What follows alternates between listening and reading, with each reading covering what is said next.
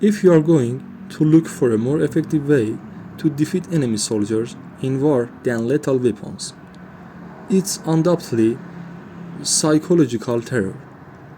This is exactly the same method used by US forces during the Vietnam War. In the culture of the Vietnamese people, a proper burial of the deceased in his hometown allows his soul to go to its destination in the afterlife with satisfaction. But if this is not the case, according to the Vietnamese, the individual's soul will try to find its birthplace, and thus it will not take long to become a wandering soul. The American forces in the Vietnam War knew about this belief of the people and used it as a tactic to create terror among the enemy soldiers.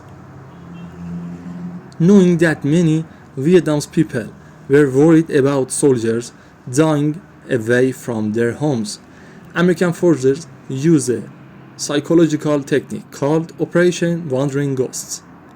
The US Army's six psychic operations battalion had recorded the terrifying tapes which they broadcast over huge loudspeakers over the jungles of Vietnam. For many Vietnam soldiers, there was nothing more terrifying than hearing the gut-wrenching screams of ghosts wandering in the darkness far from their homeland. The dreaded tactic was inspired by World War II Ghost Army tactic until of Mark tanks and personal carrier staged a show to fool German intelligence into showing that the Allies had superior forces. Many Vietnamese soldiers truly believed the terrifying message broadcast on the battlefield, imagining that their fallen comrades now roamed among them in awe of lost spirits. Many of the ghost tapes were made by South Vietnam's forces, allies of the Americans.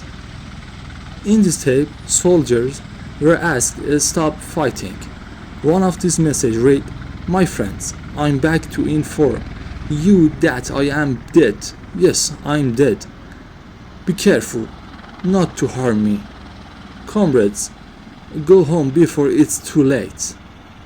These types were so well prepared and convincing that hundreds of people fled off battlefields and took refuge in the mountains. Of course, not all of Vietnam's soldiers were decided by the Americans, but in both cases, this psychological operation was effective because the remaining soldiers were also furiously shouting towards these eerie sounds, only to be targeted by the enemy's bullets in a fraction of a second.